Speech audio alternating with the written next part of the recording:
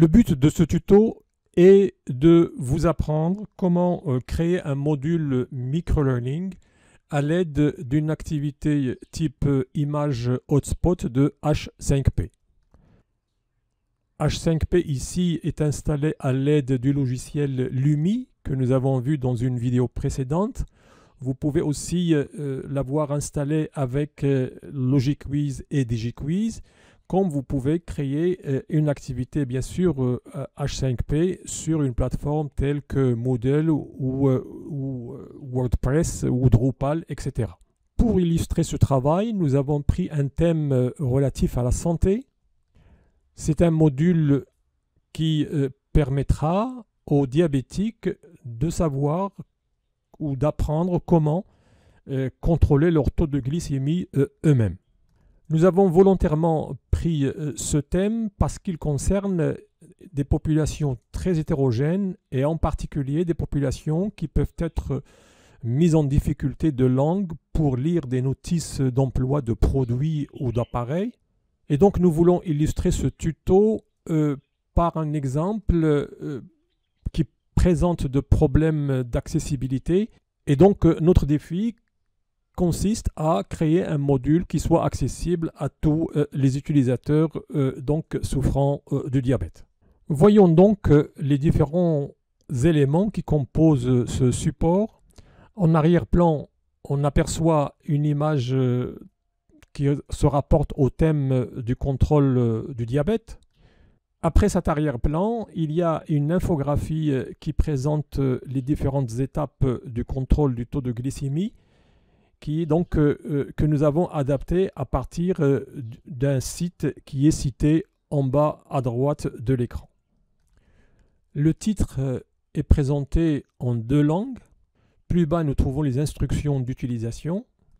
Et au centre, nous trouvons la séquence logique numérotée des différentes étapes du contrôle du taux de glycémie. Quand l'utilisateur clique sur ce lien, une pop-up s'affiche qui permet de lire. Commencez d'abord par vous laver les mains avec de l'eau et du savon sans utiliser d'antiseptique et sécher vos mains comme il faut. Et donc la pop-up comprend une audio qui reprend un texte complet du narratif qui est donc lu en audio. Un utilisateur francophone qui est en difficulté avec la langue, avec la lecture de la langue française peut alors entendre en audio donc l'intégralité du texte écrit. De même, un utilisateur arabophone peut soit lire le texte intégral s'il n'a pas de souci avec la lecture de la langue arabe ou entendre l'intégralité de l'instruction en audio.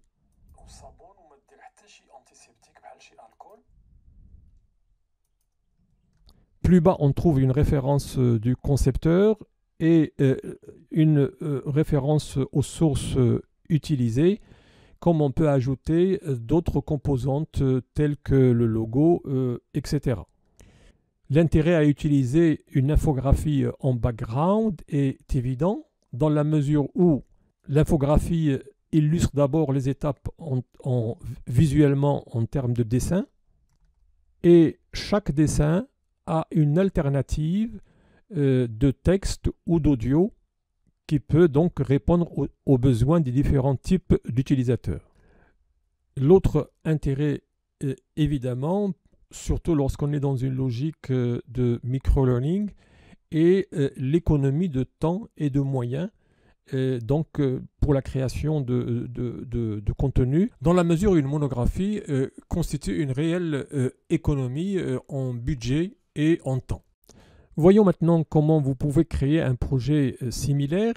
Rappelons que nous sommes ici dans l'application Lumi. Nous avons déjà produit une vidéo sur comment installer Lumi. Comme vous pouvez être sur LogicQuiz, qui est donc une application similaire, ou vous pouvez travailler directement sur une plateforme Moodle, WordPress, Drupal, etc. Donc, pour créer une nouvelle activité H5P, il suffit de cliquer sur Nouveau fichier H5P. Et là, on se trouve dans le hub H5P directement. Et pour accéder à l'activité, on peut cliquer sur l'ordre alphabétique pour aller trouver l'activité qu'on cherche. Sinon, il suffit de marquer ici Hotspot et j'ai ici l'activité que je cherche. Donc, pour insérer une activité Hotspot image, il suffit donc de cliquer sur cette activité. Et là, on se trouve dans un environnement familier pour les utilisateurs donc, des activités H5P, donc un formulaire qui ressemble quasiment à toutes les activités donc, de H5P. Pour que la saisie des différentes informations dans les différents champs de ce formulaire ne prenne pas trop de temps, regardons le projet déjà créé. Donc fermons cette activité nouvelle qu'on vient de créer. Et ici, donc, on se trouve dans l'affichage vue qui permet donc de voir le résultat au fur et à mesure de la progression d'élaboration de l'activité. Voyons maintenant éditer pour voir tout ce qui est demandé pour la création d'une activité hotspot. La première chose qui vous est demandée est de saisir donc le titre, c'est un champ obligatoire. Et donc ici, on a saisi donc un titre complet, le « Je contrôle moi-même le taux de glycémie ». Donc après le titre, il faut insérer une image d'arrière-plan que nous insérons ici. Je donne un titre alternatif à cette image, ce qui est essentiel pour les technologies d'accessibilité. Ensuite, je choisis le type d'icône et là, je peux soit laisser l'icône prédéfinie, soit charger une image personnalisée. J'opte pour laisser ce premier choix. Comme vous pouvez le constater ici, la puce cliquable, elle est sous forme de coche. Nous avons la possibilité de la modifier. Par exemple, je veux, au lieu de la coche, je veux qu'elle soit un signe plus. Regardons l'effet que ça donne. Et là, la coche est transformée donc en signe plus. Donc, laissons-la sous forme de coche.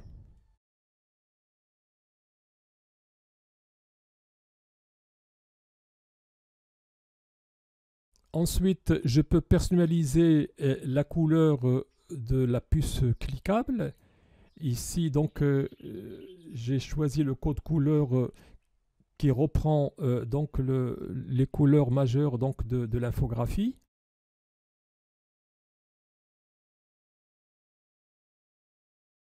Donc, jusqu'ici, j'ai donné un titre à cette activité. J'ai défini le type de puce cliquable que je veux. J'ai même personnalisé. Et à partir de maintenant, je vais pouvoir créer mes puces cliquables telles que je les ai définies tout à l'heure. Et donc, pour cela, je vais me placer, parce que comme il s'agit d'un fichier déjà élaboré, je vais me placer à la fin de ce fichier et je retrouve ici le bouton bleu pour ajouter une puce cliquable.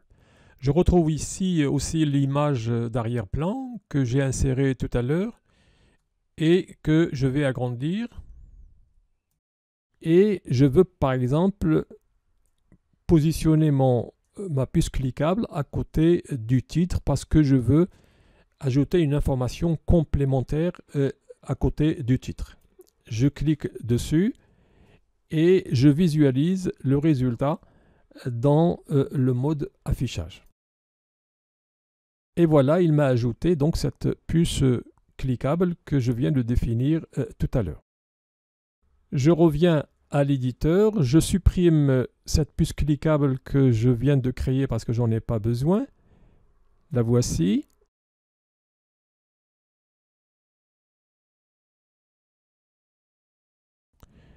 Comme on l'a vu tout à l'heure, une puce cliquable renvoie vers un contenu sous forme de pop-up qui contient donc un titre, qui contient ici dans cet exemple un fichier audio et qui contient aussi donc une composante en texte. Voyons concrètement en quoi ça consiste. Et donc ici, après avoir saisi une puce cliquable que voici, ici j'ai la possibilité de définir la taille du pop-up.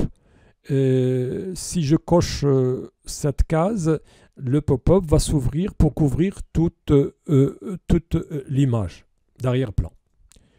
Ici, donc, je saisis le titre de cette puce cliquable. Dans notre exemple, c'est la première étape qu'on a intitulée lavage des mains. Et ensuite, je suis invité à définir le type de contenu de ce pop-up.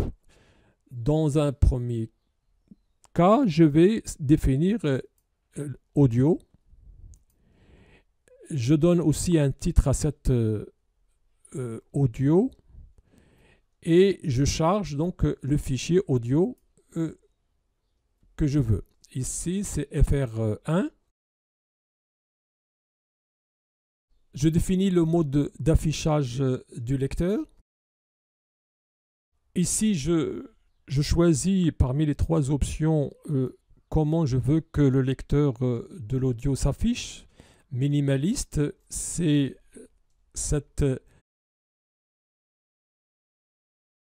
le pop-up affiche cette icône de l'audio.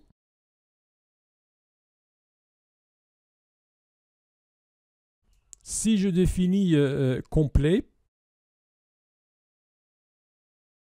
il me donne un affichage différent qui permet d'afficher les contrôles de l'audio et la durée. Donc, je reviens pour voir la troisième possibilité, qui est donc transparent. Et là, en cliquant sur cette icône, il n'affiche aucune trace donc de l'audio, mais l'audio elle est lue en arrière-plan. Donc laissons sur le mode minimaliste qui permet donc à l'utilisateur de savoir qu'il y a une audio qu'il peut arrêter en fonction de ses besoins. Est-ce que je remplis le contenant, je laisse tel quel.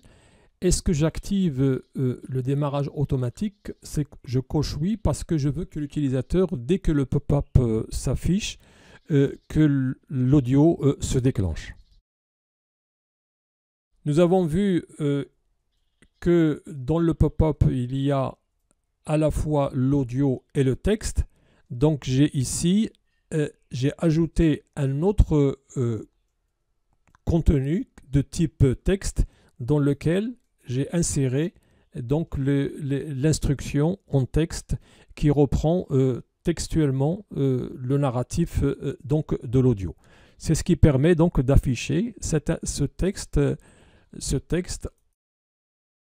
en parallèle avec donc la lecture de l'audio. Je reviens au mode éditeur pour voir ce qui reste à faire. Donc j'ai inséré un autre type de contenu. J'aurais pu ajouter une vidéo si j'avais une vidéo qui montre par exemple comment on se lave les mains. Donc pour donner le maximum d'informations sur comment faire pour donc accomplir cette étape. On a fini avec la première puce qui permet à l'utilisateur de langue française d'accéder donc à cette information. Voyons ici comment on peut ajouter une autre puce qui permettra donc à un utilisateur non francophone, ici l'exemple ici concerne un public marocain avec le dialecte marocain, et qui va donc donner les mêmes chances d'accès aussi bien donc à un public francophone qu'à un public arabophone. Donc c'est la même démarche. Je reviens sur l'éditeur et je crée une puce cliquable et ensuite J'insère les titres, etc. comme on l'a vu exactement pour la première puce.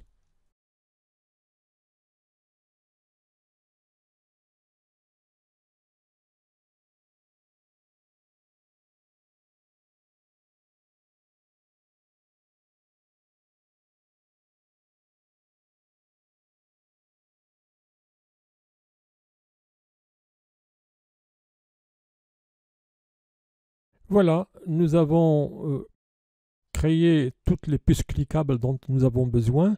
Voyons le résultat.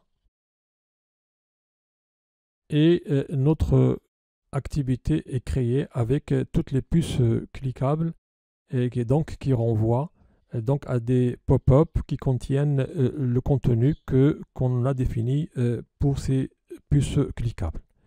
Et donc, il vous reste à le transférer pour le mettre en ligne. Et pour cela, je vous invite à voir ma vidéo qui s'affiche donc sur votre écran. Et voilà, l'activité image hotspot n'a plus de secret pour vous. Vous pouvez donner libre cours à votre imagination, quel que soit le secteur où vous travaillez, pour créer rapidement un contenu attrayant, riche et accessible pour les différents types d'utilisateurs. À très bientôt.